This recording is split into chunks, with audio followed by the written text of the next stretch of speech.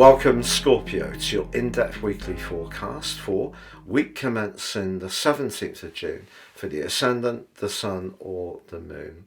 On the screen now I'm showing the event chart right at the start of the week. Now the most important player in any chart is the most northerly planet. In your case it's actually Venus.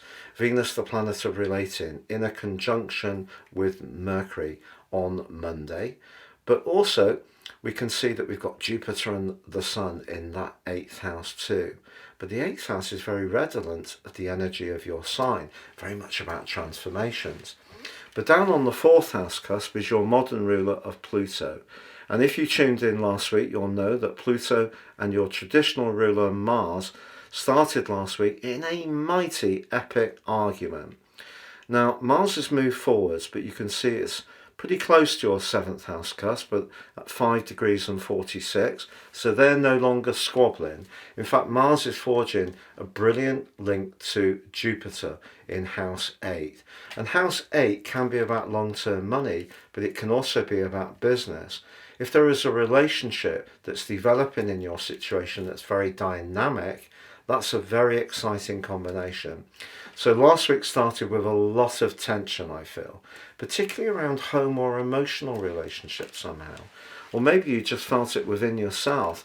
Maybe you felt conflicted a little bit about where you needed to pivot to support or tune into other people. But that collective in house 8, the 8th house, can be about where we're most invested. So we've got Jupiter, the Sun, Mercury and Venus. Mercury and Venus forge an exact conjunction later on Monday. If you have been waiting for some news on a contractual matter, on some shares, perhaps on a payout, on a pension situation, maybe it's to do with a legacy matter, there could be some good news right at the start of this week, which is exciting. But later on Monday, Venus and Mercury move together into your sister sign of Cancer. The significance of this is the 9th house, which this represents for you, is about travel, but it's also about being a bit freer and independent. Can be about being more adventurous. I think so far June has probably been quite intense, not necessarily in a bad way. If you are a business person, you've probably been very active, trying to be much more productive when it comes to being entrepreneurial, about getting a return on your investment and time.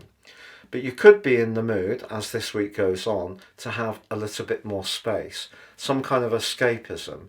But the 8th house can also be where we're most absolutely committed from a romantic or even sexual viewpoint. And if there is a relationship that's really run its course for you, you may feel it's the time to break free as this week goes on.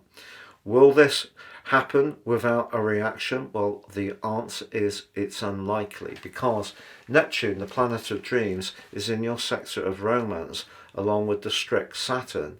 And Neptune's applying to Mercury and Venus at the start of this week and as the week goes on in a potentially distorting way.